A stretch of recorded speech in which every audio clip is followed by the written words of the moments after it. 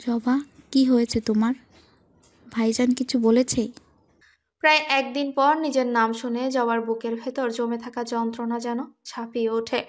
এখানে আসার পর সবাই তাকে কন্যা বা মেয়ে বলেই সম্বোধন করেছে।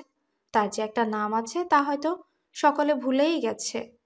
জবার মনে পড়ে সেই দিনটার কথা, যেদিন বাবাকে বাঁচাতে সে এখানে এসেছিল।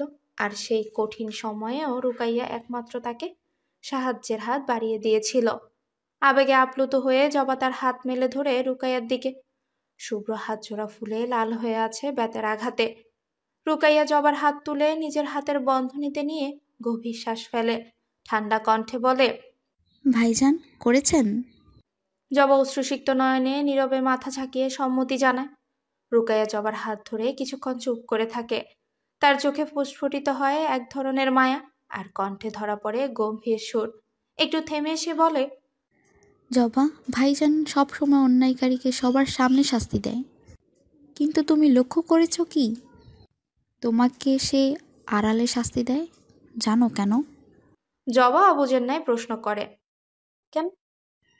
কারণ তুমি তার অর্ধাঙ্গিনী। সে তোমার প্রতি এতটাই সংযমী যে তার রাগ ও শাস্তি সবার সামনে প্রকাশ করেনি। এই প্রথম ভাইজান নিজের রাগ নিয়ন্ত্রণ করেছে সবার সম্মুখে। তুমি তাকে ভুল বোঝো না জবা। মনে রেখো, কঠোর মানুষেরও ভেতরে কোমলতা থাকে। শুধুমাত্র সেই খোলসটুকু শক্ত খোলসে ভেঙে বের করতে হয়, আর সেই খোলসটা যে তোমাকেই ভাঙতে হবে। রুকাইয়ার কথায় জবা বিস্মিত হয়। ভয় আর অস্বস্তি নিয়ে ফিসফিস করে বলে, আমি কেমনে করুম আপা? আমি পারুম না। রুকাইয়া মুচকি হেসে জবার কপালে আলতো হাত রাখে। তার কণ্ঠে দৃঢ়তার সুর। তুমি পারবে জবা। তুমি সেই নারী যার স্পর্শে নত হবে এক শক্ত হৃদয় অহংকার। অন্য কেউ নয়, তুমিই সেই যার দ্বারা বশ হবে এক কঠোর হৃদয়ের মানুষ। জবা রুকাইয়ের এহেন কঠিন কথার অর্থ বুঝতে পারে না। সে অবুঝ চোখে রুকাইয়ের দিকে তাকিয়ে থাকে। রুকাইয়া জবার চাহনির ভাষা বুঝতে পেরে মৃদু হেসে বলে, থাক, তোমাকে এখন সব বুঝতে হবে না, সময় হলে নিজেই সব বুঝতে পারবে। কথাগুলো বলেই রুকাইয়া আলতো করে জবার অশ্রুসিক্ত গাল মুছে দেয়। জবা বিস্ময়ে বিস্তৃত কণ্ঠে বলে ওঠে, আপনি খুব ভালো আপা। রুকাইয়ার চোখে এক মুহূর্তের জন্য দুঃখের ছায়া নেমে আসে। সে দীর্ঘশ্বাস ফেলে বলে, আর তুমি ভাগ্যবতী, তুমি বড়ই ভাগ্যবতী জবা। জবা চুপ হয়ে যায়। নিজের মনে অজানা এক দ্বন্দ্ব খেলা করে। সে ভাবে, আমি ভাগ্যবতী? না, একদমই না। যদি ভাগ্যবতী হইতাম তাহলে এই মহলের বন্দিত্বে থাকতাম না, খোলা আকাশে উঠতাম। জবা নিশ্চুপতা দেখে রুকাইয়া আবার বলে ওঠে, জানো, আজ তোমার কাছে বন্দিত্ব মনে হচ্ছে, একদিন তা তোমার কাছে জান্নাত মনে হবে। অপেক্ষা শুধু তোমার মনের পরিবর্তনের। রুকাইয়া কথা শেষ করে জবাকে বারান্দা থেকে তুলে কক্ষে নিয়ে আসে। তাকে পালঙ্কের উপর বসিয়ে মৃদু স্বরে বলে, জবা, যন্ত্রণা থেকে পালিয়ে কখনো শান্তি খুঁজে পাওয়া যায় না। লড়াই করতে শিখো। যাকে ভয় পেয়ে এড়িয়ে বারান্দা আশ্রয় নিচ্ছ, মনে রেখো সে তোমার স্বামী, তোমার অর্ধাঙ্গ। যদি সে অন্যায় করে তবে ভয় পেয়ে দূরে সরে যেও না, বরং তার পাশে থেকে তার ভুলটা ধরিয়ে দাও। বুঝতে পেরেছ? জবা চোখ নামিয়ে মাথা নাড়ে। রুকাইয়া তার মাথায় স্নেহের স্পর্শ রেখে দীর্ঘশ্বাস ফেলে কক্ষ থেকে বেরিয়ে যায়। দুপুরের তীব্র রৌদ্র বিলীন হয়ে সন্ধ্যার আবছা আধার গ্রাস করেছে মহলকে। চারিদিকে নেমে এসেছে এক ধরনের চাপা নীরবতা, যেন প্রকৃতি নিজেই গভীর শূন্যতার সাক্ষী। কাল রাত থেকে জবার পেটে শুধু আম ছাড়া কিছুই পড়েনি এখন অবধি। ক্ষুধার জ্বালায় সে হাতের ব্যথা ভুলে ছটফট করছে। তবুও কোনো সহায়তা চাইতে সাহস হয়নি। নিজের হাঁটুর মধ্যে মুখ গুজে বসেছিল সে। ঠিক তখনই কক্ষের দরজা খুলে যায়। ক্লান্ত বিষণ্ণ মুখশ্রী নিয়ে শেহবাজ ধীর পায়ে কক্ষে প্রবেশ করে। তার প্রতিটি পদক্ষেপে ভারী অস্থিরতার ছায়া। যে শেহবাজ একসময় তার শাসনের কঠোরতায় অপরাধীকে দমন করে তৃপ্তি খুঁজে পেত, আজ তার সেই তৃপ্তির জায়গা জুড়ে শূন্যতার গভীর ছায়া নেমে এসেছে। সারাদিন তার মনোযোগ কোনো কাজে স্থির হয়নি। শাসনের মঞ্চে বসে তীক্ষ্ণ চোখে চারপাশ দেখেও তার দৃষ্টি প্রতিনিয়ত ছুটে গেছে জবার সেই ব্যথাতুর মুখের দিকে। ইস, সে কি বেদনাদায়ক! সেই ক্ষীণ আরতি, সেই নীরব যন্ত্রণা তার ভেতরে এক অনিবার্জনীয় ভারের স্রোত বইয়ে দিয়েছে। এমনকি নিজের ইচ্ছা শক্তি দিয়ে সেই দৃশ্যকে মন থেকে মুছতে চেয়েও পারেনি সে। আজ তার পায়ের নিচে মহলের মসৃণ মেঝে, মাথার উপরে ঐতিহ্যবাহী ছাদের নকশা, চারপাশে ঐশ্বর্যের আভিজাত ছোঁয়া, সবই যেন অর্থহীন। তার সমস্ত অস্তিত্ব আজ এক গভীর দোলাচলে ভাসছে। শাহবাজ অনুভব করছে নিজের প্রতি তার নিয়ন্ত্রণও যেন ক্রমশ ফিকে হয়ে আসছে। শাহবাজের অস্থির হৃদয় আজ তাকে তাড়িয়ে এনেছে নিজের আপন কক্ষে। যে কক্ষ একসময় তার কাছে নিছক আরামের জায়গায় ছিল, আজ সেখানেই যেন সে খুঁজতে এসেছে তার মনের শান্তি। দরজার শব্দে জবা চমকে মাথা তোলে। শাহবাজকে দেখে তার শরীর কেঁপে ওঠে। সে নিজেকে যতটা সম্ভব শান্ত রেখে পালঙ্ক থেকে ভয়ে উঠে দাঁড়ায়। শাহবাজ জবাকে এমনভাবে ভয় কাঁপতে দেখে গভীরভাবে তার পানে তাকিয়ে পালঙ্কে বসে গম্ভীর স্বরে বলে, ফুল, এদিকে আসো। ফুল। শব্দটি শুনে জবা হতবাক হয়ে যায়। সে আশেপাশে তাকিয়ে সন্ধান করে ফুল নামক ব্যক্তিটিকে। তখনই শাহবাজ ফের ধীর কণ্ঠে বলে, জবা ফুল, এদিকে আসতে বলেছি। জবার কিশোরী হৃদয়ে এক অজানা কম্পনে আনন্দিত হয়। এমন এক অনুভূতি যা সে আগে কখনো অনুভব করেনি। শাহবাজের গভীর অথচ দৃঢ় কণ্ঠস্বর যেন তার অস্তিত্বের গভীরে গিয়ে আঘাত করে। তার জীবনে কেউ কখনো তাকে এমনভাবে সম্বোধন করেনি। ফুল, ইস, একসাথে কঠোর অথচ মুগ্ধতার এক অদ্ভুত মিশ্রণ। শাহবাজের চোখের গভীর গাম্ভীর্য আর কঠোর চাহনি দেখে জবার ভয়ে মিশ্রিত বিস্ময় পা দুটো থমকে যায়। কিন্তু সেই দৃষ্টির সম্মোহন তাকে বাধ্য করে ধীর পায়ে এগিয়ে যেতে। শাহবাজ তার দিকে এক দৃষ্টিতে তাকিয়ে থাকে। তার মুখাবয়ের প্রতিটি রেখায় ক্ষমতা ও প্রতাপের ছাপ। সেই চাহনির সামনে জবার মাথা আপনি নত হয়ে আসে। তারপর নিস্তব্ধ পরিবেশ ভেদ করে শাহবাজের গভীর ভারী কণ্ঠস্বর ধীরে ধীরে প্রতিধ্বনিত হয়। হাত দুটো দেখাও। কথাটি শুনেই জবা কেঁপে ওঠে। তাড়াহুড়ো করে বলে ওঠে, বিশ্বাস করেন, আমি আর কিছু করি নাই। আমি এইখানেই ছিলাম, অন্য কোথাও যাই নাই। শাহবাজ জবার কথাই কিছুই না বলে না, তার হাত ধরে কাছে টেনে নেয়। তার আঙ্গুলের নিচে জবার হাতের লালচে দাগগুলো স্পষ্ট। কিছুক্ষণ সে স্থানে তাকিয়ে থেকে শাহবাজ নির্লিপ্তভাবে কিন্তু যত্নের সঙ্গে আঘাতপ্রাপ্ত স্থানে ওষুধ লাগাতে শুরু করে। শাহবাজের আচরণে জবা অবাক হয়ে তাকিয়ে থাকে, যেন সে নতুন একটা মানুষকে আবিষ্কার করছে, যে শুধু কঠোর জমিদার নয়, বরং যত্নবান একজন পুরুষও বটে।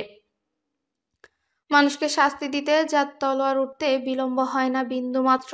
তার এহেন নরম রূপ জবার মনে অদ্ভুত এক অনুভূতির জন্ম দিচ্ছে। হঠাৎই শাহবাজ জবার পানে চেয়ে গম্ভীর কণ্ঠে বলে ওঠে, জবা ফুল, মনে রেখো তোমার অর্ধাঙ্গ একজন জমিদার, যার কাছে অন্যায় করলে শাস্তি পেতেই হবে। সুতরাং দ্বিতীয়বার এভাবে কখনোই মহলের বাহিরে পা রাখবে না। কথাটা মনে থাকবে? শাহবাজের কথায় জবা নিজেকে ধাতস্থ করে মাথা নাড়িয়ে সম্মতি জানায়। সে কখনোই মহলের বাইরে হিরে যাবে না। তখনই জবার পেটে শব্দ করে ওঠে। জবা হাত ছুটিয়ে পেট চেপে ধরে। তখনই শাহবাজ সন্ধিয়ান দৃষ্টিতে জবার পানে চেয়ে তার ভাঁজ পাখির ন্যায় তীক্ষ্ণ দৃষ্টিতে জবাকে পরখ করে। মুহূর্তে শাহবাজের শান্ত নেত্র আগ্নেয়লাভার ন্যায় জ্বলে ওঠে। সে নিজ পায়ে শব্দ তুলে ধীর পায়ে কক্ষ হতে বেরিয়ে যায়। হঠাৎই শাহবাজের এহেন ক্রোধিত রূপে জবাও ভয় পেয়ে কক্ষের এক কোনায় গিয়ে গুটিয়ে দাঁড়িয়ে পড়ে। শাহবাজ নিজ পদধ্বনি তুলে মজলিস কক্ষে দাঁড়িয়ে হুঙ্কার ছাড়ে। সবাই এখানে এসে হাজির হও। তার বজ্রকণ্ঠে মহলের প্রতিটি কোণা কেঁপে ওঠে। মুহূর্তের মধ্যেই হন্তদন্ত হয়ে দাসদাসী সহ আলিয়া বানু ও সাহেলা বানুও ছুটে আসেন। শাহবাজের মুখের কঠোরতা মহলের পরিবেশ আরো ভারী করে তোলে। নিজের তীক্ষ্ণ দৃষ্টি দাসদাসীদের দিকে নিক্ষেপ করে শাহবাজ বজ্রসম কণ্ঠে প্রশ্ন ছড়ে, তোমাদের সাহস কি করে হয় এই মহলের জমিদার গিন্নিকে অভুক্ত রাখার? তার কথায় মজলিস কক্ষে সবাই ভয়ে চুপসে যায়, যেন শব্দ করতেও ভয় পাচ্ছে। তখনই আলিয়া বানু শাহবাজের কথায় অবাক হয়ে এক দাসীর দিকে কঠিন চোখে তাকিয়ে বলে, আমি তোমাকে জবার সব দায়িত্ব দিয়েছিলাম, তবে কেন তা ঠিকঠাক পালন করনি? ভীত দাসী অসহায় দৃষ্টিতে সাহেলা বানুর দিকে চেয়ে জবাব দিতে চায়, বড় বেগম সাহেবা, আমি খাবার নিয়ে। কথা শেষ হওয়ার আগেই সাহেলা বানুর রাগান্বিত নিষেধাজ্ঞাপূর্ণ দৃষ্টি দাসীর দিকে পড়ে। সেই দৃষ্টি তার জবান বন্ধ করে দেয়। ভয়ে দাসী আরো কিছু বলতে সাহস পায় না। সকল ঘটনা শাহবাজের তীক্ষ্ণ দৃষ্টি এড়ায় না। তার চোখে ক্রোধের অগ্নিশিখা জ্বলতে থাকে। ধীরে ধীরে তার কণ্ঠের গম্ভীরতা আরো বেড়ে যায়। যদি দ্বিতীয়বার কেউ আমার অর্ধাঙ্গিনীর প্রতি বিন্দুমাত্র অবমাননা করে, তবে সে যেন জমিদার শেহবাজ মির্জার আগ্নেয় তোপের মুখোমুখি হওয়ার শক্তিটুকুও রাখে। শাহবাজের হুঙ্কার দেয়া কথায় পুরো মহল স্তব্ধ হয়ে যায়। কেউ তার দিকে সরাসরি তাকানোরও সাহস করে না। সকলের মতো সাহেলা বানুরও একই দশা। শাহবাজ ক্রোধ দমন করে মহল ছেড়ে বেরিয়ে যায়। তার ভারী পায়ের আওয়াজ মিলিয়ে যেতেই কক্ষ নিস্তব্ধতার গহ্বরে হারিয়ে যায়। যেন পুরো পরিবেশ শীতল হয়ে এক নিঃশ্বাসে থমকে দাঁড়িয়েছে। ভেতরে শুধু শোনা যায় দম নেওয়ার ভীত সতস্র আওয়াজ। কিছুক্ষণ পর কক্ষের ভারী দরজা খোলার শব্দে জবার অন্তরাত্মা কেঁপে ওঠে। আলেয়া বানু তার স্বাভাবিক ধীর অথচ ধীর পদক্ষেপে ভেতরে প্রবেশ করেন। হাতে একটা খাবারের প্লেট। জবার না খেয়ে থাকার খবর পেয়ে তার বিবেক অনুতাপের ভারে নত হয়েছে, আর তাই তিনি নিজেই খাবার নিয়ে এসেছেন। জবাকে কোনায় গুটিয়ে নির্ভীক কাঠামোর মতো দাঁড়িয়ে থাকতে দেখে তিনি কাছে গিয়ে কড়া অথচ স্নেহমাখা কণ্ঠে বলেন, তুমি এখানে এমনভাবে দাঁড়িয়ে আছো কেন? আলেয়া বানুর কণ্ঠে প্রশ্ন জাগলেও জবা নিশ্চুপ, যেন ভয়ে আরো সংকোচের ভারে তার কণ্ঠ রুদ্ধ হয়ে আছে। আলেয়া বানু নিজে তার হাত ধরে স্নেহের সাথে পালঙ্কে বসিয়ে দেন। খাবারের প্লেটটা সামনে রেখে মৃদু অথচ ধীর সুরে বলেন, খেয়ে নাও, আর কখনো না খেয়ে থাকবে না। মনে রেখো, তুমি এ বাড়ির বড় বউ হওয়ার সাথে সাথে জমিদার গিন্নিও। তাই এখন থেকেই নিজের অধিকার বুঝে নিতে শেখো। জবা প্লেটের দিকে তাকিয়ে থাকে। না খেয়ে থাকার কষ্টে তার ক্ষুধা চরমে পৌঁছেছে, কিন্তু যখন প্লেট ধরার চেষ্টা করে হাতে প্রচণ্ড ব্যথায় তীক্ষ্ণ স্রোত তার শরীর বেয়ে যায়। আঙুলের লাল ফোলা দাগগুলো তাকে যন্ত্রণা আর ক্লান্তির বেড়াজালে জড়িয়ে রাখে। ব্যথা চেপে কিছু না বলে সে প্লেট থেকে হাত সরিয়ে নেয়। আলিয়া বানুর গভীর দৃষ্টিতে সবকিছুই ধরা পড়ে। তার চোখে তখন মায়ের মতো কোমল মমতার ছায়া। তিনি কোনো কথা না বলে নিজেই প্লেট হাতে তুলে জবাকে খাইয়ে দিতে থাকেন। প্রথম গ্রাস মুখে তোলার সঙ্গে সঙ্গে জবার চোখে কোণে জমে থাকা জল ছুপড়ে পড়ে। এই স্পর্শ স্নেহ তাকে তার মায়ের কথা মনে করিয়ে দেয়। জবা কান্না চেপে রাখতে চায়, কিন্তু জল গাল বেয়ে ঝরে পড়ে।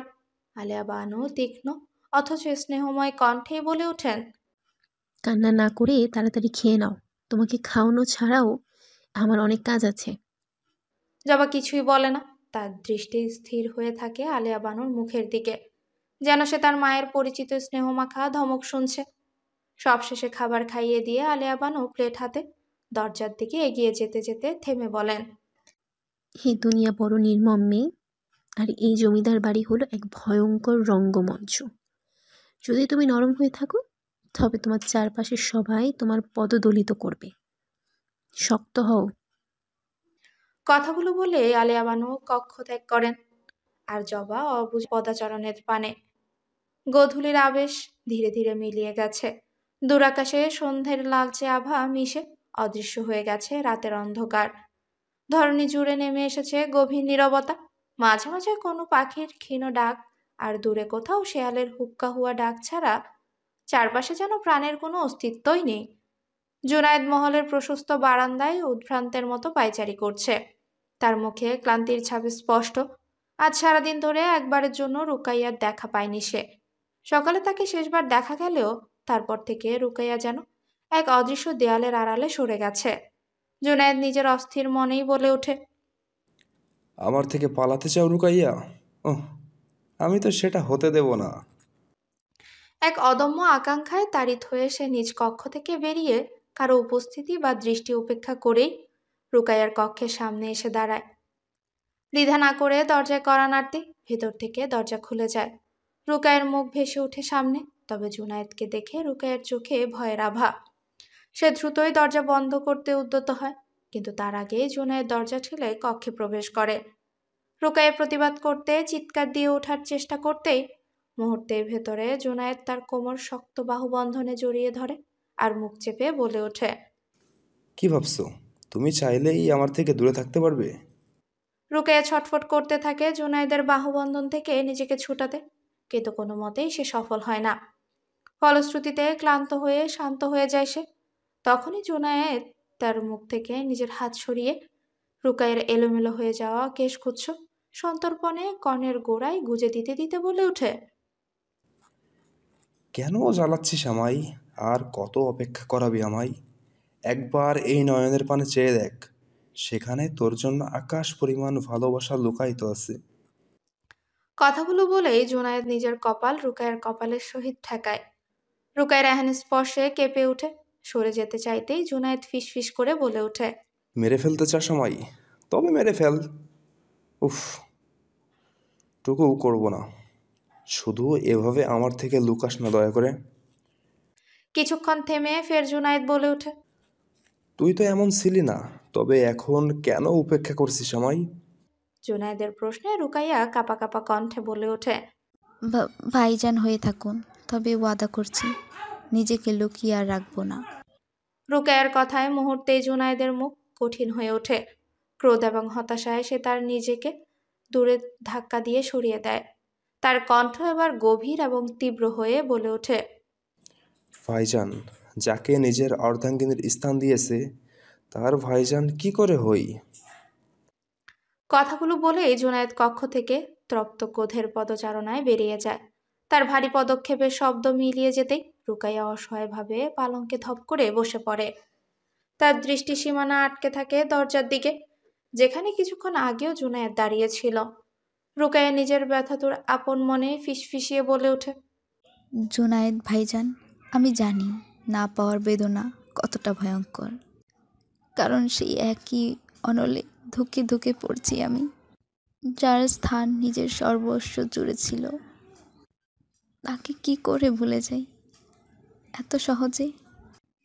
কি করে আপন করি আপনাকে? জানেন তো, দুনিয়াটা বড়ই অদ্ভুত। আমরা যাকে পাই তাকে চাই না, অথচ যাকে চাই তাকে পাই না। সময় বয়ে যায়। জমিদার মহলের প্রতিটি কোণে যেন রাতের নিস্তব্ধতা ক্রমশ গাঢ় হয়ে আসে। সমস্ত প্রাণী গভীর ঘুমে নিমজ্জিত।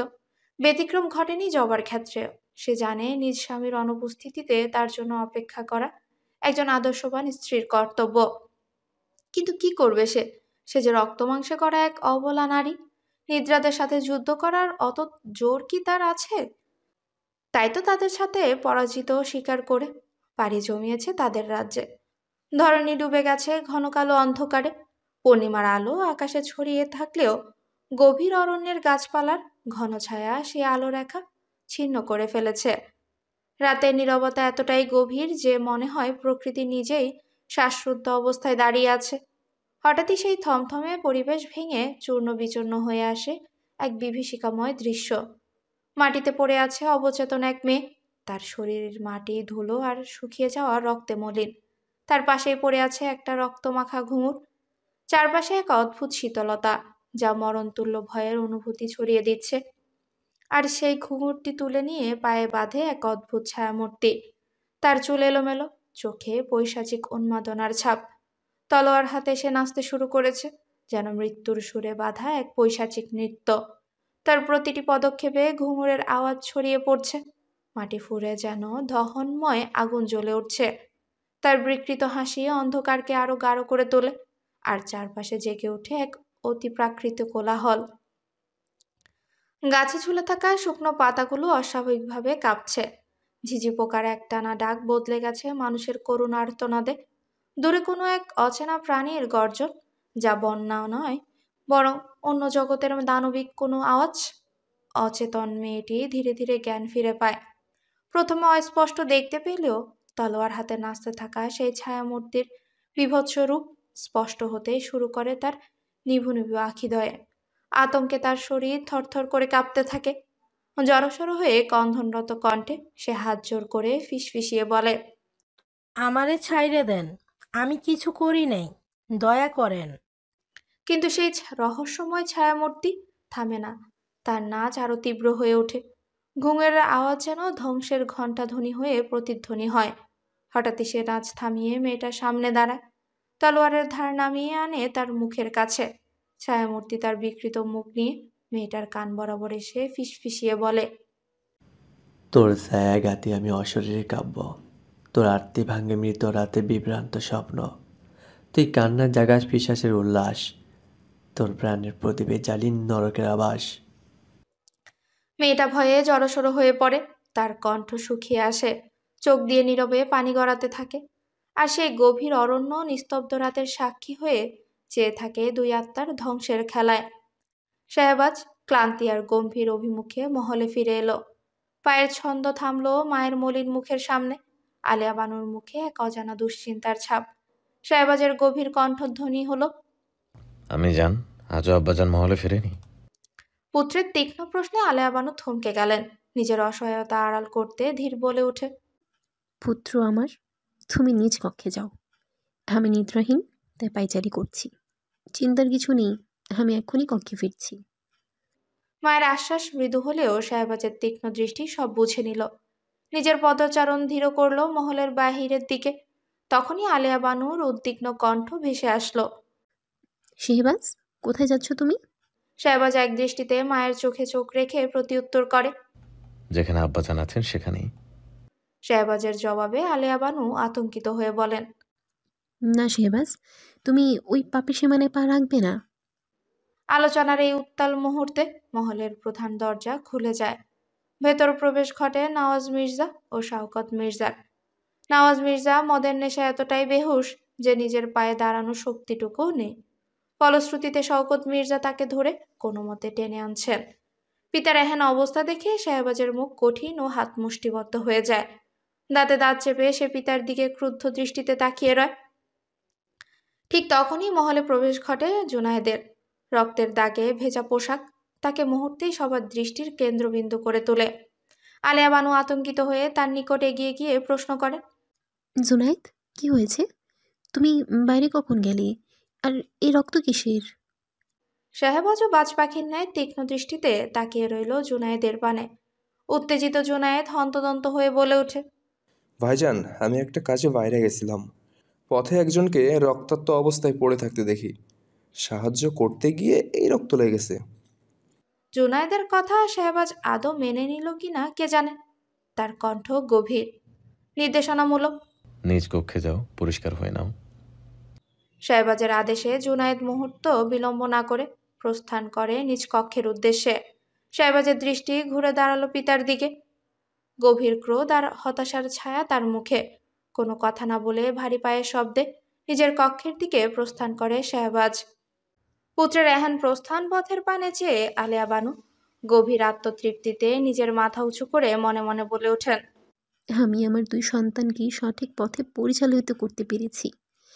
জমিদারদের রক্তে বহমান পাপের ছায়া থেকে তাদের মুক্ত রাখতে সফল হয়েছি। আমি আমার নিজের কাছে করা প্রতিজ্ঞা পূরণ করেছি। এই ভাবনাগুলোর মনের গহীনে সুনির্বর ঝংকার তুলল। কোনো কথা না বলে আলেয়া বানু নীরবে স্বামী নওয়াজ মির্জার কাছে এগিয়ে এলেন। নেশায় ক্লান্ত নিস্তেজ স্বামীকে নিজের বাহুতে ধরে কক্ষের দিকে পদাচরণ ফেলেন, যেন সেই ভরটুকুও এখন তারই দায়িত্ব। শাহবাজ ক্রুদ্ধ পায়ে নিজ কক্ষের দরজা ঠেলে প্রবেশ করতেই দৃষ্টি পড়ে গুটিয়ে পালঙ্কে শুয়ে থাকা জবার পানে। দীর্ঘক্ষণ তার নিখুঁত নির্ভেজাল মুখভয়ের দিকে তাকিয়ে থাকা ছাড়া আর কিছুই করতে পারল না শাহবাজ। কিছুক্ষণ পূর্বে জন্ম নেওয়া সমস্ত ক্রোধ, সমস্ত উত্তেজনা যেন নিমিষে ম্লান হয়ে গেল।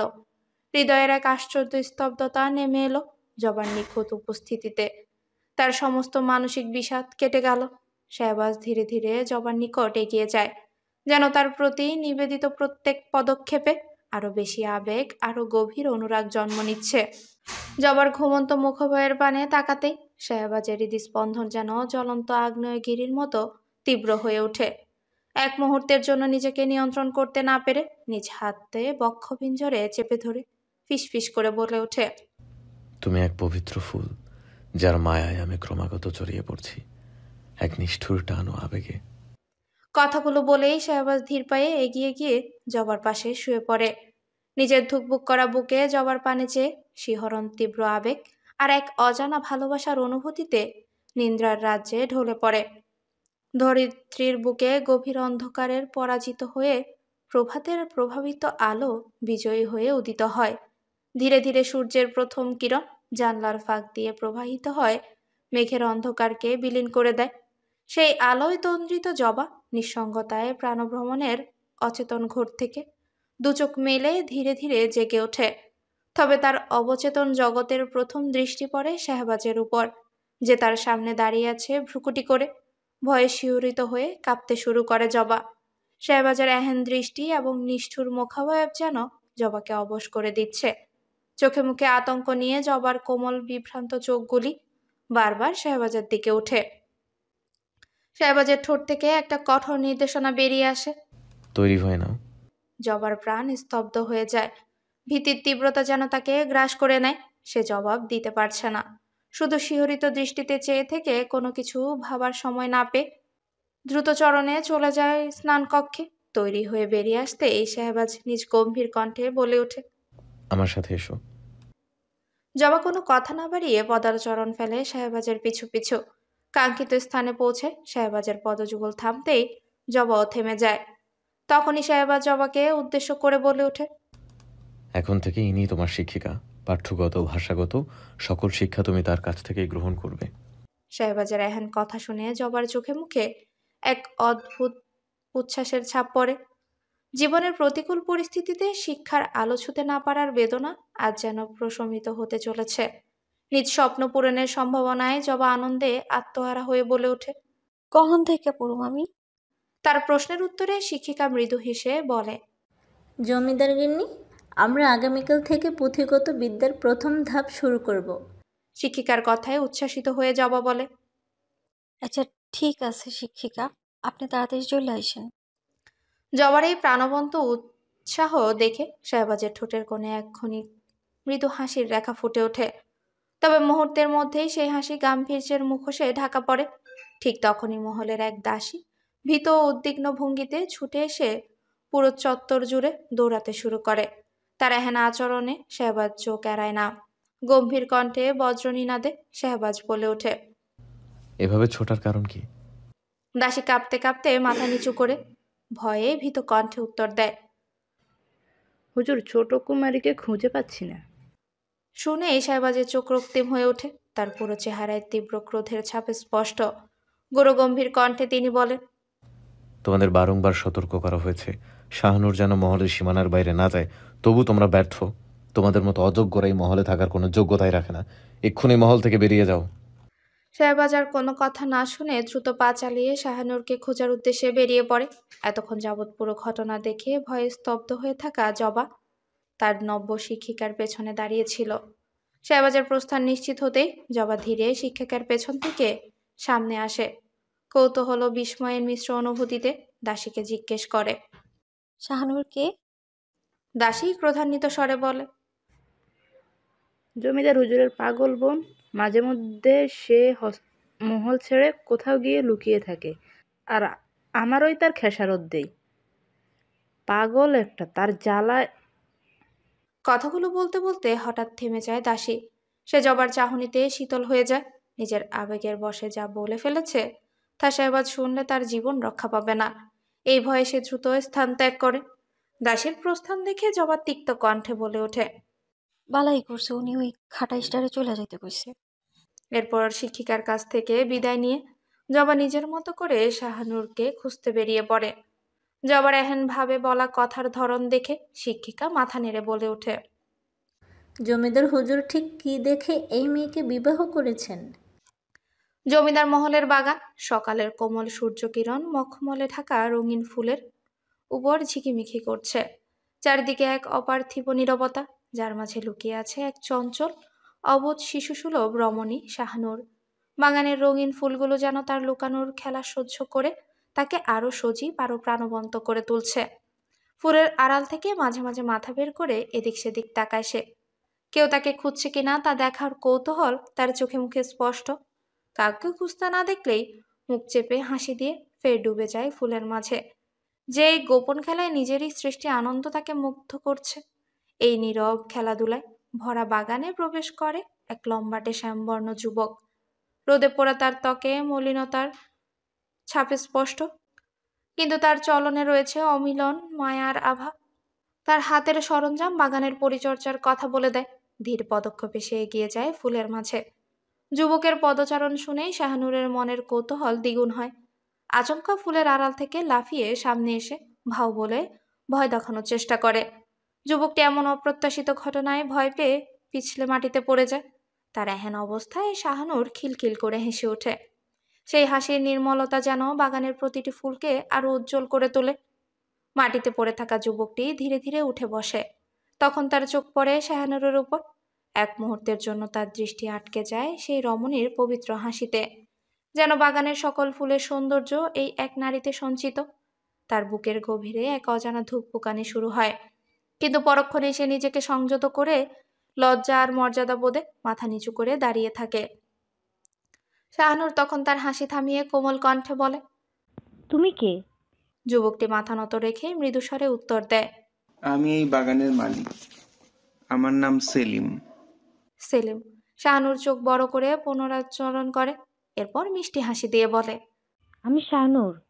সেলিম এক মুহূর্তের জন্য চোখ তুলে, কিন্তু দ্রুত আবার দৃষ্টি নামিয়ে নেয়। শাহানুরের সেই পবিত্র শিশুসুলভ হাসি তার মনে গভীর ছাপ ফেলে। তবুও সে নিজের দায়িত্ববোধে দূর থেকে বলে ওঠে, জি আমি জানি। তাই আপনি এইখানে এই রোদের মধ্যে কেন আইছেন? সেলিমের প্রশ্নে শাহানুর বলে ওঠে, খেলতে। বলেই উচ্ছ্বাসিত হয়ে শাহানুর ফের সেলিমের পানে চেয়ে বলে ওঠে, সেলিম, তুমি আমার খেলার সঙ্গী হবে? হবে আমার সখা? সেলিমের মুখে এক মুহূর্তের জন্য লাজুক হাসির মৃদু ছাপ ফুটে ওঠে। তবে নিজের সীমাবদ্ধতা ও অবস্থান বুঝে সে দ্রুত নিজেকে সংযত করে। মাথা নিচু রেখেই ভদ্র ও মৃদু স্বরে জবাব দেয়, ছোট কুমারী, আমি এক নগণ্য মালী। আপনার সখা হওয়ার যোগ্যতা আমার লাহান সাধারণ মানুষের নাই। শাহানুরের শিশুসুলভ উচ্ছ্বাস মুহূর্তেই থমকে যায়। তার মুখের হাসি মিলিয়ে গিয়ে চোখের গভীরে এক বিষণ্ণতার ছাপ স্পষ্ট হয়। নিষ্পাপ চাহনিতে এক পলক সেলিমের দিকে তাকি নরম কণ্ঠে বলে, ধমকের তীব্রতায় জবার সারা শরীর কেঁপে ওঠে। এক অজানা আতঙ্কে সে নিজের নেত্র তুলে চেয়ে বসে শাহবাজের দৃষ্টির পানে, কিন্তু সেই দৃষ্টির রক্তিম উত্তাপ দেখে তার সমস্ত সাহস ভেঙে যায়। শাহবাজের রাগে লাল হয়ে যাওয়া নেত্রজোড়া তার সমস্ত ভয়ের উৎস হয়ে ওঠে। জবা কিছু বলতে পারে না, এক দৃষ্টিতে শাহবাজের পানে চেয়ে থাকে। হঠাৎই তার অজান্তেই ভয়ের তীব্রতায় নেত্র থেকে গড়িয়ে পড়ে অশ্রুর ধারা। হঠাৎ শাহবাজের বক্ষ পিঞ্জর যেন উত্তাল ঢেউয়ের মতো অস্থির হয়ে ওঠে। জবার চোখ বেয়ে গড়িয়ে পড়া অশ্রুকণা তার অন্তর্গত ক্রোধের দহনকে শীতল পরশে ঢেকে দেয়। শাহবাজ এক মুহূর্তে স্থির হয়ে যায়, তার শক্ত মুঠি ধীরে ধীরে শিথিল হয়ে আসে, আর মুখভয়ে গভীর দ্বিধার ছাপ স্পষ্ট হয়ে ওঠে। জবাকে মুক্ত করে সে তার মাথায় চুলগুলো আঙুলের মুষ্টিতে তুলে পেছনে সরিয়ে এক দীর্ঘশ্বাস ফেলে। নিজেকে সংযত করতে চলে যায় বারান্দায়। জবা তখনও নড়চড়হীন দাঁড়িয়ে থাকে সেখানটায়, একেবারে স্থাণুর মতো। সময়ের স্রোত খানিকটা বয়ে যায়। শাহবাজ বারান্দার তীক্ষ্ণ বাতাসে নিজেকে শান্ত করে ফিরে আসে কক্ষে। ফিরে এসে জবাকে তখনও ঠায় একই স্থানে দাঁড়িয়ে থাকতে দেখে কোনো কথা না বলে জবার নিকট এগিয়ে গিয়ে ধীর হাতে তাকে কোলে তুলে নেয় এবং ধীর পদক্ষেপে এগিয়ে যায় নিজেদের মখমলের বিছানার নিকট। তার এহেন আচরণে জবার মনে সে শাহবাজের পাঞ্জাবি আঁকড়ে ধরে নির্ভীক হতে চেষ্টা করে। শাহবাজ একটাও শব্দ না করে জবাকে আলতোভাবে পালঙ্কে শুইয়ে দেয়। তৎক্ষণাৎ জবা কাঁপা কাঁপা কণ্ঠে বলে ওঠে, আমার ভয় করতেছে। জবার কণ্ঠে ভীতির স্পর্শ শুনে শাহবাজ নিজের কঠিন অভিব্যক্তির আড়ালে এক নিঃশব্দ হাসি লুকিয়ে ফেলে। তার কথার অর্থ বুঝে তার নেত্র দুটি গভীর স্থির চাহনিতে জবার মুখাবয়ে বিচারণ করে। ধীরে ধীরে সে জবার আঁকড়ে ধরা হাত থেকে নিজের পাঞ্জাবি মুক্ত করে পাশে শুয়ে পড়ে। মুহূর্তের মধ্যে নিভে যায় কক্ষের সব আলো। জবা অনেকক্ষণ চোখ বন্ধ করে শুয়ে থাকে, কিন্তু নিজের উপর কারো ছায়া টের না পেয়ে সাহস করে চোখ খুলে পাশ ফিরে তাকায়। তখনই তার নজরে পড়ে শাহবাজের নেত্রপল্লব বন্ধ করে রাখা মুখাবয়। জবা অবাক হয়ে চেয়ে রয় তার পানে। এতক্ষণ যাবৎ সে কি ভাবছিল। মুহূর্তেই ভয়ের আভা কেটে গিয়ে শুভ্র মুখশ্রীতে দেখা মেলে রক্তিম আভার। সেই মুহূর্তে শাহবাজ নিজ নেত্র বন্ধ রেখে গম্ভীর কণ্ঠে বলে ওঠে, দেখা শেষ হলে ঘুমিয়ে পড়ো। আর তুমি যা নিয়ে চিন্তা করছো সময় হলে তা আমি আদায় করে নিব, তাই এখন থেকেই নিজেকে প্রস্তুত করো। শাহবাজের ভারী কণ্ঠের ধ্বনিতে জবা নিজ মুখ তৎক্ষণাৎ শাহবাজের উপর থেকে সরিয়ে উল্টো পাশে ফিরে মনে মনে বলে ওঠে, চোখ বন্ধ কইরাও কেমনি দেখলো আমি ওনার দিকে তাকায় আছি? প্রভাতের আলো ধীরে ধীরে চারপাশকে আলোকিত করছে। প্রকৃতির নির্মল সুর চারিদিকে ছড়িয়ে পড়েছে। পাখির কিচিরমিচির শব্দে জবা ঘুম থেকে উঠে বসে। রাতের ঘটনাগুলো মনে পড়ে তার। পাশ ফিরে চাইতেই শাহবাজের অনুপস্থিতি অভয়ব বেশি ভাবায় না তাকে। সেগুলোকে দূরে ঠেলে সে নিজেকে নতুন দিনের জন্য প্রস্তুত করে। আজ যে তার শিক্ষা গ্রহণের প্রথম দিন, তার মন জুড়ে এক নতুন উদ্দীপনা সৃষ্টি হয়েছে ভীষণভাবে। জবা দর্পণের সম্মুখে দাঁড়িয়ে তার হাঁটু অব্দি কেশগুচ্ছ বাঁধতে ব্যস্ত। এ এক ভয়ঙ্কর যুদ্ধ। চুলগুলো এত বড় হওয়ার দরুন সামলাতে হিমশিম খেতে হয় তাকে। এখানে আসার আগ অব্দি এই কাজটা যে তার জননীর ছিল, এখন হঠাৎ কি করে নিজে এই দায়িত্বের ভার বহন করবে? জননীর কথা স্মৃতিচারিত হতেই কষ্টেরা দানা বাঁধে তার বক্ষ পিঞ্জরে। ফলশ্রুতিতে তার চোখে মুখে ফুটে ওঠে বিরক্তি ও উত্তেজনার আভা। এমন সময় দরজায় একজন দাসী এসে দাঁড়িয়ে বলে ওঠে, ছোট জমিদার গিন্নি, আপনার শিক্ষিকা আসছেন। সে নিচে আপনার জন্য অপেক্ষা করছেন। দাসীর কথায় জবার মুখ উজ্জ্বল হয়ে ওঠে। সে দ্রুত কোনো রকম চুলটা পেঁচিয়ে তৈরি হয় শিক্ষকের নিকট যাওয়ার উদ্দেশ্যে। দ্রুত ছুটতে গিয়ে প্রতিমধ্যে হঠাৎই বেখেয়ালিভাবে ধাক্কা লাগে তার শ্বশুর নওয়াজ মির্জার সহিত। জবা হতচকিত হয়ে দাঁড়িয়ে পড়ে। সম্মুখে অচেনা মানবের প্রতিচ্ছবিতে ঘাবড়ে যায় সে। অন্যদিকে নওয়াজ মির্জার চোখে মুখে কঠোরতার ছাপ স্পষ্ট। দাঁতে দাঁত পিষে বলে ওঠে, তুমি নিশ্চয়ই ওই ছোট বংশের মেয়েটি যাকে আমার পুত্রবধূ রূপে তুলে এনেছে এই মহলে। এহেন বাক্যে জবার ছোট্ট মন কুঠিরিতে জমা হয় কালো মেঘের দলেরা। তবুও সে সব ভুলে শ্বশুর রূপে মানুষটির পরিচয় পেয়ে নত মাথায় সালাম দিয়ে ওঠে। অথচ নওয়াজ মির্জা সালামের বিপরীতে তার রুক্ষ কণ্ঠে বলে ওঠে, জমিদারের বউ হয়ে এমন উচ্ছৃঙ্খলভাবে চলাফেরা করছো? তোমার কি কোনো লজ্জা নেই? জবা স্তব্ধ হয়ে দাঁড়িয়ে থাকে, মাথা নিচু করে তার অপমান সহ্য করে। তোমার মতো একটা মেয়ে কিভাবে আমাদের পরিবারের সম্মান বজায় রাখবে? আমার পুত্রের মাথা খারাপ হয়ে গেছে যে তোমাকে বিয়ে করেছে। কথাগুলো ছুড়ে দিয়ে নওয়াজ মির্জা ক্রুদ্ধ চরণে সেখান থেকে প্রস্থান করে। প্রথম সাক্ষাতেই তার এহেন কঠোর ও কটু বাক্য জবার কোমল হৃদয়ে গভীর ক্ষত তৈরি করে। মুহূর্তের মধ্যেই তার উৎফুল্ল মন ভেঙে চূর্ণ বিচূর্ণ হয়ে যায়। মাথা নত করে সে, ভারী পায়ে সে শিক্ষিকার কক্ষের দিকে এগিয়ে যায়। কক্ষের দরজায় পদযুগল ফেলতেই নিজের মনের কষ্ট লুকিয়ে শিক্ষিকাকে সালাম জানায় জবা। শিক্ষিকা সালাম গ্রহণ করে জবাকে আপাদমস্তক নিরীক্ষণ করেন। ভ্রুকুটি করে চাপা গম্ভীর কণ্ঠে বলে ওঠে, আমি তোমাকে জমিদারের ঘরণী হিসেবে নয়, একজন শিক্ষার্থী হিসেবে দেখব। নিজেকে প্রস্তুত করো শিক্ষা লাভের জন্য। শিক্ষিকার কণ্ঠের কঠোরতায় জবা বিস্ময়ে তার মুখপানে চেয়ে থাকে। কেন যেন মনে হয় শিক্ষিকা তার প্রতি বেজায় বিরক্ত।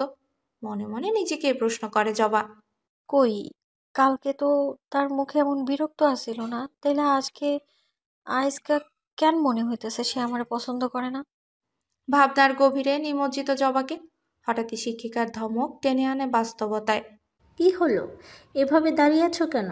সময়ের মূল্য দিতে জানো না, অথচ জমিদার গিন্নি হয়ে বসে আছো। এই তীব্র কটাক্ষের শব্দ জবার হৃদয়ের গভীরে গিয়ে বিঁধে। কেন সবাই তাকে জমিদারের বউ হওয়ার কথা শুনিয়ে অপমান করছে? সে তো কখনো জমিদার গিন্নি হতে চায়নি, তবে কেন এই অবজ্ঞা? নিজেকে সামলে নিয়ে জবা ভাবনার জাল ছিঁড়ে ফেলে। তালিম গ্রহণের জন্য নির্ধারিত স্থানে বসে মনোযোগী স্থাপন করে, যেন তার মনোবাসনা আর কেউ বুঝতে না পারে। জবা শত চেষ্টাতেও তালিমে মনোযোগ স্থাপন করতে পারছে না। শিক্ষিকার প্রতিটি করা ধমক তার আত্মবিশ্বাসকে প্রতিনিয়ত চূর্ণ বিচূর্ণ করছে। ছোট্ট কোনো ভুলও তাকে কাবু করে দিচ্ছে। এমন মুহূর্তে দরজার সামনে উপস্থিত হয় সাহেলা বানু। জবার নাজেহাল অবস্থায় শিক্ষিকার সঙ্গে চোখে চোখে ইশারায় নিজের সন্তুষ্টি প্রকাশ করে। মনে মনে বলে ওঠেন, তোকে কখনোই শেহরাজ মির্জা যোগ্য করে তুলতে দেব না। জমিদারের ঘরণী হওয়ার যোগ্যতা কেবল আমার কন্যার, অন্য কারো নয়। কথাগুলো ভেতরে রেখে তিনি সেখান থেকে প্রস্থান করেন। অন্যদিকে শিক্ষিকা যেন শেখানোর থেকে ধমক দেওয়াতেই বেশি মনোযোগী। জবার জন্য সবকিছু এলোমেলো হয়ে যাচ্ছে। পরিস্থিতি এমন পর্যায়ে পৌঁছায় যে শিক্ষিকার হাতে থাকা বেত তার কোমল হাতের তালুতে আঘাত করে বসে। ব্যথার তীব্রতায় জবা কুঁকড়ে ওঠে। ঠিক তখনই চঞ্চল পদচারণায় সেখানে উপস্থিত হয় শাহানুরের। জবাকে এমন অবস্থায় দেখে শাহানুর ক্ষিপ্ত হয়ে দৌড়ে সামনে এসে জবাকে জড়িয়ে ধরে শিক্ষিকাকে বলে ওঠে, তুমি পচা, তুমি জবা বউকে মারছো কেন? শাহানুরের হঠাৎ উপস্থিতি ও এহেন আচরণে শিক্ষিকা থতমত খেয়ে যান। খানিক ধাতস্থ হয়ে কিছু বলতে উদ্যত হওয়ার আগেই শাহানুর তার দিকে তেড়ে যায়। পরিস্থিতি ভয়ানক হতে দেখে জবা তৎক্ষণাৎ শাহানুরকে আটকে শিক্ষিকার উদ্দেশ্যে বিনয়ের সঙ্গে বলে, ওনারে মাফ করে দেন, উনি অবস্থায় এমন করছে। কথাগুলো বলেই জবা শাহানুরের দিকে ফিরে অনুনয়ের স্বরে বলে, শাহানুর আপা, আপনি শান্ত হন, গুরুজনের লগে এমন আচরণ করা ঠিক না। তবে জবার কথা শাহানুরের ক্ষোভ নিবারণ করতে ব্যর্থ হয়। সে মুখ উল্টে বলে ওঠে, ও তোমাকে মারলো কেন? আমি জুনায়েদ ভাইজানকে বলে দেব, তখন ভাইজান ওকে মেরে দিবে। তোমার এসব বলার কোনো প্রয়োজন নেই। আমি জানি তুমি আমার সখী হিসেবে চাও না। সকলের মতো তুমিও নিশ্চয়ই আমায় পাগল ভেবেছ, তাই না? কিন্তু আমি প্রতিজ্ঞা করছি, তুমি যদি আমার সখা হও তবে আমি আর কোনোদিন দুষ্টুমি করব না। শুধু মাঝে মাঝে লুকিয়ে তোমার কাছে আসবো তোমার সঙ্গে গল্প করতে। শাহানুরের এই শিশুসুলভ আবেদন সেলিমের হৃদয়ে গভীর এক দোলা জাগায়। তার অন্তর জানে জমিদার মহলের কন্যার সঙ্গে বন্ধুত্ব করার সাহস কিংবা অধিকার তার নেই। তবুও শাহানুরের ওই নিষ্পাপ আকাঙ্ক্ষাকে সে উপেক্ষা করতে পারে না। খানিকক্ষণ নীরব থেকে মাথা নিচু রেখেই ধীরে বলে, আপনি যখন চান তখন আমি আপনার সখা হমু, তাই শর্ত হইল যখন তখন এইভাবে সকলরে ফাঁকি দিয়া লুকাইবেন না। আর সেলিমের কথা শুনে শাহানুরের বিষণ্ণ মুখে আনন্দের উজ্জ্বলতা ফিরে আসে। সে চঞ্চল হয়ে হাততালি দিয়ে বলে ওঠে, বাহ, ঠিক আছে ঠিক আছে, এখন থেকে তুমি আমার সখা সেলিম, আর আমি তোমার সখী শাহানুর। সেলিম অবাক হয়ে তাকিয়ে থাকে শাহানুরের শিশুসুলভ উচ্ছ্বাসের দিকে। প্রথমবারের মতো সে তার মুগ্ধ দৃষ্টি শাহানুরের মুখাবয়ব স্থির করে। সেই পবিত্র হাসি, সেই চঞ্চল অভিব্যক্তি তার মনে এক অজানা প্রশান্তি এনে দেয়। তবে মুহূর্তের মধ্যে দূর থেকে দাসীদের ডাক ভেসে আসে, ছোট কুমারী, ছোট কুমারী, আপনি কোথায়? সেলিম দ্রুত নিজের স্থিরতা ফিরে পায়। নিজের নিরাপত্তার কথা ভেবে সে বিনা শব্দে সেখান থেকে সরে যায়, যেন তার উপস্থিতি কারো নজরে না পড়ে। আর শাহানুর সেই হাস্যোজ্জ্বল মুখে এক দৃষ্টিতে সেলিমের প্রস্থানের পানে চেয়ে রয়। দূর থেকে শাহানুরের উপস্থিতি টের পেয়ে দাসীরা তড়িঘড়ি করেই তার নিকট এসে দাঁড়ায়। তাকে এক দৃষ্টিতে অন্যত্র তাকিয়ে থাকতে দেখে কৌতূহলী হয়ে তারাও সেই দিকে নিজেদের দৃষ্টি তাক করে, কিন্তু কিছুই দেখতে না পেয়ে ফের শাহানুরের দিকে ফিরে বলে ওঠে, ছোট কুমারী, আর কতবার আমাদের এভাবে হয়রানি করবেন? দাসীদের কথায় শাহানুর মুখ ছোট করে স্থির হয়ে দাঁড়িয়ে থাকে। ঠিক তখনই সেখানে উপস্থিত ঘটে শাহবাজের। তার আগমন সবার মধ্যে এক চাপা উত্তেজনা এনে দেয়। দাসীরা দ্রুত মাথা নিচু করে দাঁড়িয়ে যায়, আর শাহানুর ভয়ে এদিক ওদিক চাইতে থাকে। তখনই শাহবাজ তার গম্ভীর ও ক্রোধ ভরা কণ্ঠে বলে ওঠে, তোমাকে কতবার বলেছি এভাবে বাইরে ঘুরে বেড়াতে নেই। যদি আর একবার এরকম দেখেছি তাহলে সত্যি তোমাকে এখান থেকে অনেক দূরে পাঠিয়ে দেব। কথাগুলো বলেই শাহবাজ ধীর পদক্ষেপে প্রস্থান করে। তার ভারী পায়ের শব্দ যেন সেখানকার পরিবেশকেও থমকে দেয়। অন্যদিকে শাহানুর ভাইজানের এহেন আচরণে চুপচাপ দাঁড়িয়ে থাকে। তবে পর মুহূর্তেই তার ছোট্ট হৃদয় এই ধমকের ভার নিতে না পেরে ফুপিয়ে কেঁদে ওঠে। দাসীরা সান্ত্বনা দিতে দিতে তাকে তার কক্ষের উদ্দেশ্যে নিয়ে যায়। এই পুরো ঘটনা দূর থেকে নজরে পড়ে জবার। শাহানুরের প্রতি শাহবাজের এহেন কঠোর আচরণে তার মন বিষণ্ণতায় ছেয়ে যায়। ভেতরে ভেতরে ক্ষোভের সুরে সে নিজেকেই বলে ওঠে, কেমন একটা স্বামী আল্লাহ আমার কপালে দিছে, সারাদিন ডাকে ফুসতে থাকে আর মানুষের শাস্তি দেওয়ার চিন্তা করতে থাকে। ফুসো জমিদার একটা। নিজ কথার ইতি টেনে জবা নিজ পদযুগল ফেলে শাহানুরের কক্ষের উদ্দেশ্যে যায়। সেখানে উপস্থিত হতেই শাহানুর অবাক হয়ে চেয়ে রয় জবার পানে। সেই প্রথম দেখছে জবাকে। নিজের মাথাটা ভালোভাবে ঘুরিয়ে জবাকে পর্যবেক্ষণ করে বলে ওঠে, তুমি কে? শাহানুরের প্রশ্নে একজন দাসী বলে ওঠে, ছোট কুমারী, উনি জমিদার গিন্নি, আপনার বড় ভাইজানের বধূ, আপনার ভাবিজান। দাসীর কথায় শাহানুর অবাক হয়ে জবার নিকট এগিয়ে গিয়ে বলে ওঠে, তুমি অনেক সুন্দর, একদম পরীর মতো। তোমার নাম কি? শাহানুরের কথায় জবা লজ্জায় লাল হয়ে বলে ওঠে। আপনিও অনেক সুন্দর, একদম পুতুলের মতো। আমার নাম জবা। জবার কথায় শাহানুর খিলখিল করে হেসে ওঠে। সেই হাসির ধ্বনি মুহূর্তেই কক্ষের থমথমে পরিবেশকে ভেঙে দিয়ে এক অনাবিল আনন্দের আবহাওয়া তৈরি করে। শাহানুর নিজ হাসি থামিয়ে বলে, জবা, তুমি এখন থেকে কোথাও যাবে না তো? শাহানুরের কথায় একজন দাসী মুখে হাসির রেখা ফুটিয়ে বলে ওঠে। ছোট কুমারী, সে এই মহলের বধূ, সে কোথায় যাবে? মৃত্যুর আগ অব্দি সে তার শিকল এখানেই বাঁধা পড়েছে। দাসীর কথায় জবার মুখ মলিন হয়ে যায়। হঠাৎ করেই বক্ষপিঞ্জরটা কেঁদে উঠে তার মাতা পিতার দর্শন পাওয়ার জন্য। জবার হঠাৎ এহেন পরিবর্তন শাহানুরের অবুঝ মস্তিষ্কে ঢুকল না। সে হাস্যোজ্জ্বল মুখে জবার হাত টেনে নিয়ে যায় গল্প করতে। তখনই সেখানে আগমন ঘটে রুকাইয়া। রুকাইয়াকে দেখে শাহানুর ও জবার মুখেও হাসি ফুটে ওঠে। পরে তিনজন মিলে জমিয়ে তুলে নিজেদের আড্ডা মহল। শাহবাজ গম্ভীর মুখে বসে আছে তার দরবার কক্ষে। চোখে দৃঢ়তার তেজ, মুখাভয়ে শূন্যতা এবং গভীর চিন্তা।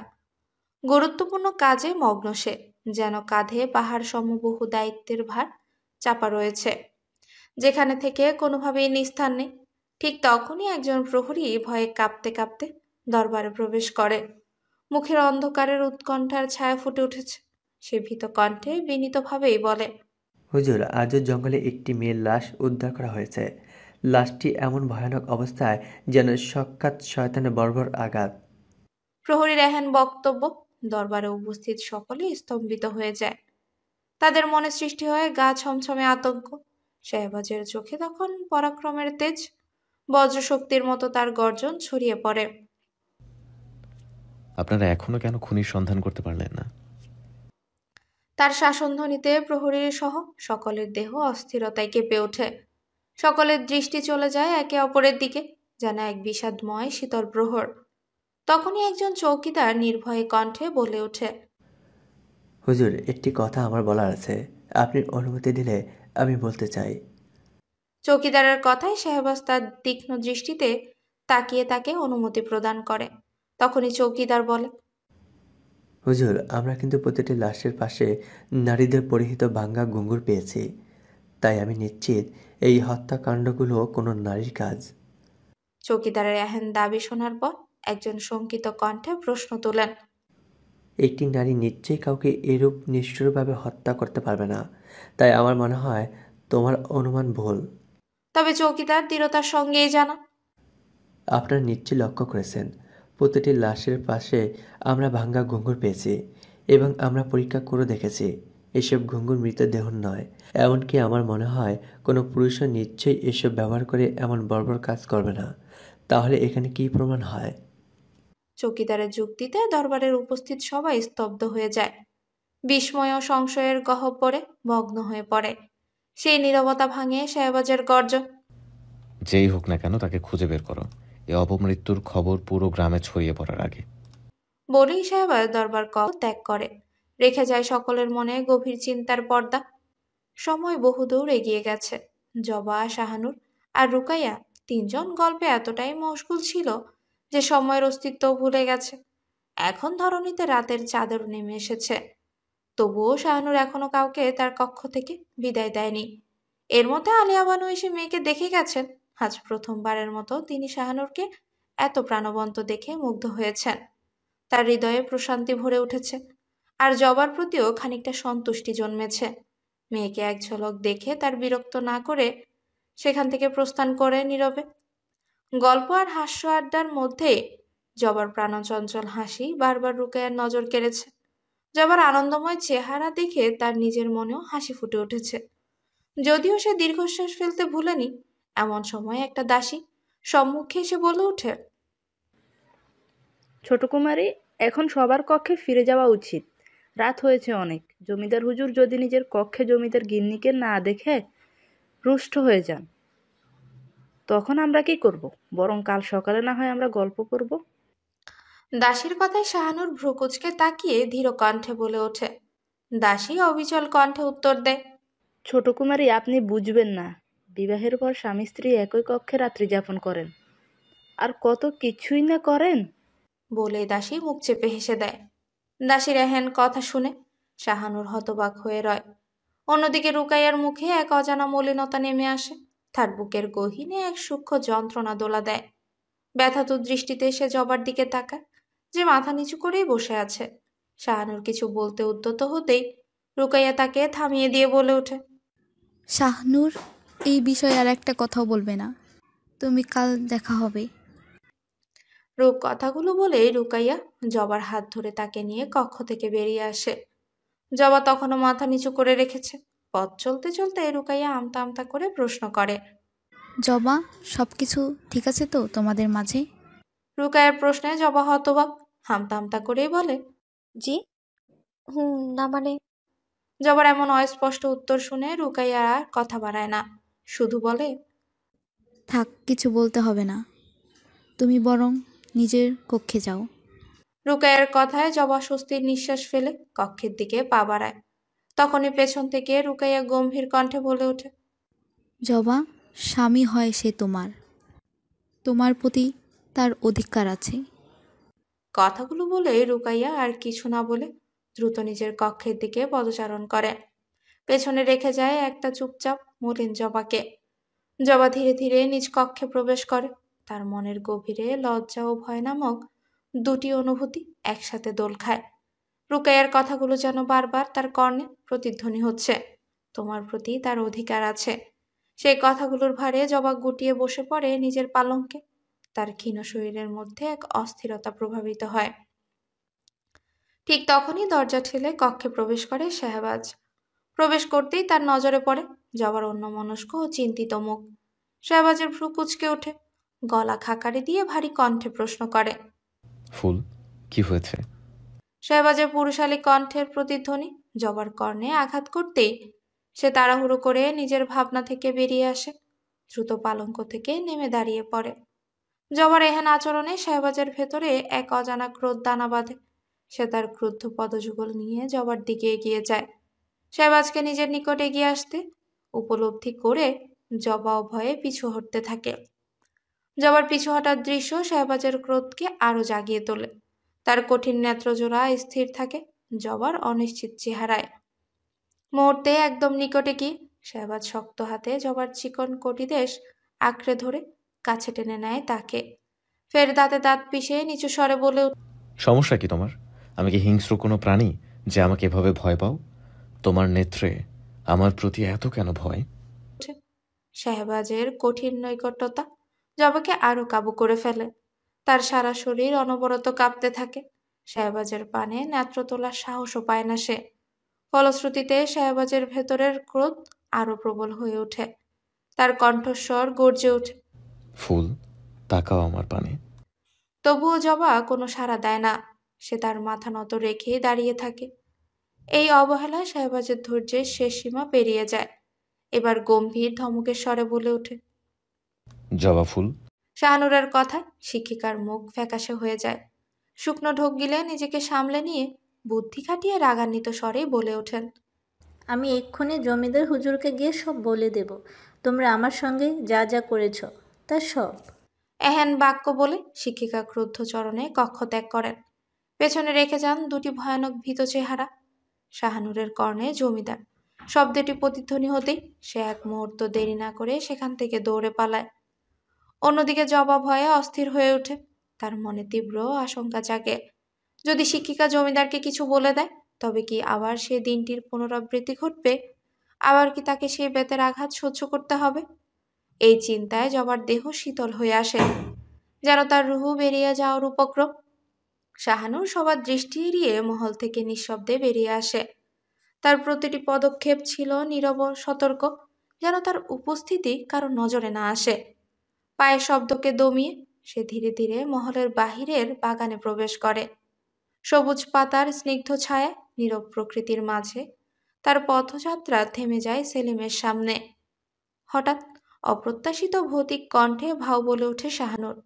শব্দটি সেলিমের কানে যেতেই সে চমকে ওঠে। তাড়াতাড়ি পেছনে ফিরে তাকাতেই তার দৃষ্টি গিয়ে পড়ে সেই হাস্যোজ্জ্বল মুখশ্রীতে, যা তাকে কাল রাতে এক মুহূর্তের জন্য শান্তিতে ঘুমোতে দেয়নি। শাহানুরের মুখের স্নিগ্ধ হাসি যেন সেলিমের হৃদয়ের গভীরে ঝড় তুলতে থাকে। মুহূর্তে তার হৃদস্পন্দন থেমে যায়, বুকের ধুকপুকানি ক্রমশ জোরালো হতে থাকে। তবে নিজেকে দ্রুত সামলে নিয়ে সেলিম তার দৃষ্টি মাটিতে নিবদ্ধ করে আতঙ্কিত কণ্ঠে বলে ওঠে, জমিদার কন্যা, আপনি এইখানে এই সময় কেউ যদি দেইখা ফেলে তাহলে কি হইব? সেলিমের কণ্ঠে ভয়ের ছোঁয়া স্পষ্ট। তার প্রশ্ন শুনে শাহানুরের মুখ থেকে হাসি মিলিয়ে যায়, কিন্তু পরক্ষণেই সে চিরচেনা শিশুসুলভ ভঙ্গিতে সে মিষ্টি সুরেই বলে ওঠে, সেলিম, তুমি কি আমাকে দেখে খুশি হওনি? শাহানুরের এহেন সরল প্রশ্নে সেলিমের মুখ মুহূর্তেই লাল হয়ে ওঠে। সে মাথা নিচু করে কিছু বলতে চায়, কিন্তু কথাগুলো যেন তার ঠোঁট পর্যন্ত এসে থমকে যায়। তবে তার মনের গভীর থেকে উত্তরটি স্পষ্ট, খুশি নয়, সে যেন আনন্দে আত্মহারা। তবু জমিদার কন্যার প্রতি তার শ্রদ্ধা আর নিজের সাধারণ অবস্থানের সীমাবদ্ধতা তাকে একটি বাক্য উচ্চারণ করতে দেয় না। সেলিমের এহেন নীরবতায় শাহানুর তেমন কোনো প্রতিক্রিয়া না করে তার পাশেই বসে বলে ওঠে, তুমি কি করছো? শাহানুরের এহেন নৈকট্য সেলিম নিজেকে দূরে সরিয়ে নিয়ে বলে ওঠে, এই আগাছাগুলা তুইলা ফালাইতাছি, যাতে ফুলগুলা ভালোভাবে জন্মাইতে পারে। সেলিমের কথা শাহানুর আদৌ শুনেছে কিনা কে জানে। সে তো ব্যস্ত নিজের শরীরের ঘ্রাণ নিতে। নিজ শরীরের ঘ্রাণ নেয়া শেষ হলে সে সেলিমের পানে তাকিয়ে বলে ওঠে, তুমি আমার থেকে দূরে গেলে কেন? আমার শরীরে তো কোনো দুর্গন্ধ নেই। তবে শাহানুরের প্রশ্নে সেলিম ভ্যাবাচাকা খেয়ে একবার তাকিয়ে ফ্রেড দৃষ্টি নামিয়ে তৎক্ষণাৎ বলে ওঠে, ছোট কুমারী, আপনার শরীরে কোনো গন্ধ নাই। গন্ধ থাকলে তো আমার শরীরে থাকবো। আপনার শরীর থেকে তো ফুলের সুবাস আসে। সেলিমের কথা মনোযোগ সহিত শুনে শাহানুর বলে ওঠে, কি ফুলের সুবাস? শাহানুরের প্রশ্নে সেলিম ইতস্তত বোধ করে কিছুক্ষণ নীরব থাকে, তারপর মুগ্ধ দৃষ্টিতে তার দিকে তাকিয়ে বলে, শিউলি ফুলের। এমন কোমল, এমন স্নিগ্ধ, যেটা সারা রাত ফোটে আর ভোরের বাতাসে সুবাস ছড়ায়। শিউলি ফুল? সেটা কেমন? সেলিম কিছুটা বিস্মিত হয়, তবু কিছু ভেবে শান্ত গলায় জবাব দেয়, শিউলি ফুল জমিদার মহলে নাই, এই ফুল মহলের বাইরে আছে। শাহানুরের কৌতূহল বেড়ে যায়, সে চোখ বড় বড় করেই বলে ওঠে, তাহলে আমাদের বাগানের সব ফুল নেই? সেলিম মাথা নিচু করে ধীর স্বরে বলে, না ছোট কুমারী, এই বাগানে সব ফুল নাই। মহলের বাইরেও অনেক ফুল আছে, অনেক সৌন্দর্য আছে মহলের বাহির। সেলিমের কথা শুনে শাহানুরের মন আনচান করে ওঠে। মহলের বাইরের অজানা জগৎ যেন তাকে হাতছানি দিয়ে ডাকতে থাকে। এতদিন ধরে মহলের চার দেয়ালের মধ্যে বন্দি থাকা মেয়েটি সেই বাইরের জগতের সৌন্দর্য দেখার জন্য ছটফট করে ওঠে। তার চোখে উচ্ছ্বাস ফুটে ওঠে। সে সেলিমের দিকে তাকিয়ে আকুল কণ্ঠে বলে, সেলিম, আমাকে বাইরে নিয়ে যাবে? আমি শিউলি ফুল দেখতে চাই, মহলের বাইরে সবকিছু দেখতে চাই।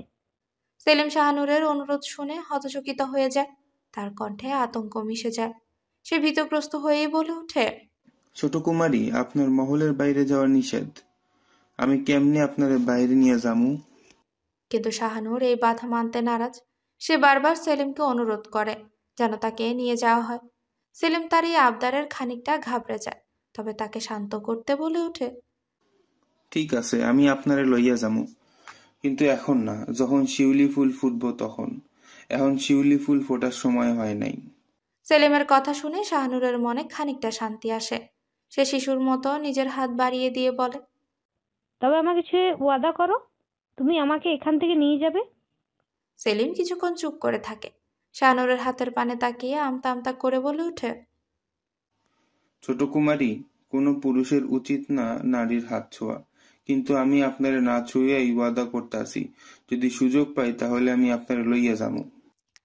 সেলিমের কথায় শাহানুরের মুখে প্রশান্তির হাসি ফুটে ওঠে। তার চোখে একরাশ উচ্ছ্বাস খেলা করে। সে নানা ধরনের গল্পে লিপ্ত হয়ে যায়, আর সেলিম মুগ্ধ হয়ে সে গল্প শুনে। শাহানুরের প্রতিটি কথা, প্রতিটি ভঙ্গি সেলিমের হৃদয়ে গভীরভাবে দাগ কাটে। সে নিজের অজান্তে বশীভূত হতে থাকে শাহানুর নামক মেয়েটার প্রতি। এই অনুভূতি, এই ভালো লাগা, এই মুগ্ধতার শেষ পরিণতি কি হবে? হবে কি ব্রাহ্মণ চাঁদের সন্ধিক্ষণ, নাকি ব্রাহ্মণ নিজেই সরে যাবে তার চন্দ্র থেকে? নানা কর্মব্যস্ততায় দিন গড়িয়ে সময় সরে রাতের আধার পৃথিবীকে কারো চাদরে ঢেকে দিয়েছে। জমিদার মহলের আঙিনায় নেমে এসেছে গা ছমছমে এক নীরবতা। দূরে কোথাও ঝিঝি পোকারা একঘেয়ে শব্দ আর বাতাসে দুলতে থাকা প্রদীপের আলো যেন এই নিস্তব্ধতাকে আরো গভীর করে তুলেছে। আকাশে স্থির হয়ে থাকা থমথমে চাঁদ যেন নীরব দর্শক। মহলের অজানা গল্প তার আলোয় আঁকতে ব্যস্ত।